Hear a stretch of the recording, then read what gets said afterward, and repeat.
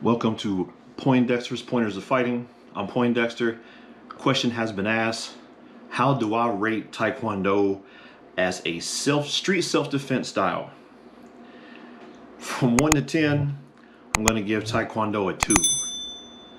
Now, I've taken Tae Kwon Do from some very high-level guys from Korea, from Kyunghee University, which is a Tae Kwon Do university in Korea. It's a very good style, very flashy style.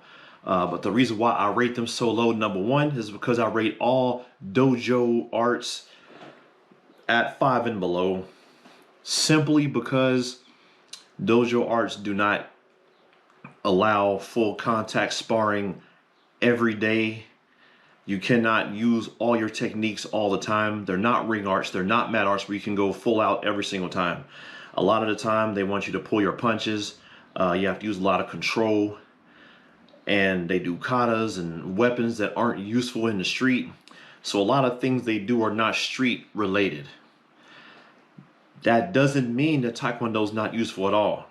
There are some things about Tae Kwon Do that are useful. They're highly flexible, which is good for your muscles. You get tone and fit, and you're very flexible. These things are things you learn. The evasiveness of Tae Kwon Do, they stand sideways and bounce back and forth. Those stance changes, those can be good in the street if you're very good at being evasive, getting in, getting out. But some of these things you can do in any style. You can get in shape in any style. You can be evasive in any style. The problem with Tae Kwon Do, they are 20% punch and 80% kick, and a lot of their kicks are from the waist up, which, to be fair, they're nice kicks, but they're not useful in the street. How many times are you going to throw a head kick at someone in the street? A jump spinning kick, or a tornado kick, or some kind of axe kick where you can land it on someone in the street that you're in a fight with? It's not going to happen very often.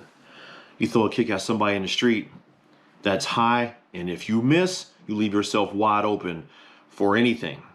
So it's not useful their techniques are not that useful. Katas aren't useful. They're useful for your technique in Tae Kwon Do, but they're not useful in the street. Now, there is a self-defense side of Tae Kwon Do, but again, you can't do that all the time, full force, in a Tae Kwon Do school, in a Kwon. So I would instead refer you, if you're a kicker or someone who wants to really practice these things, do a European style of kickboxing, savat, something where you can train full contact all the time. You get in the ring, you throw hard punches, you throw hard kicks all the time, the whole time. You make yourself tired. You have to eat strikes from other people. This is highly important. It is highly important to know what it's like to get hit full force by someone else, to learn how to see a strike coming towards you and move at the last second, to give yourself that efficiency of movement to be able to counter. These things you don't learn. And Tae Kwon Do nowadays has more become a sport than anything else. There is a self-defense side of Tae Kwon Do, but these days, people that get in Tae Kwon Do have ambitions of going to the Olympics.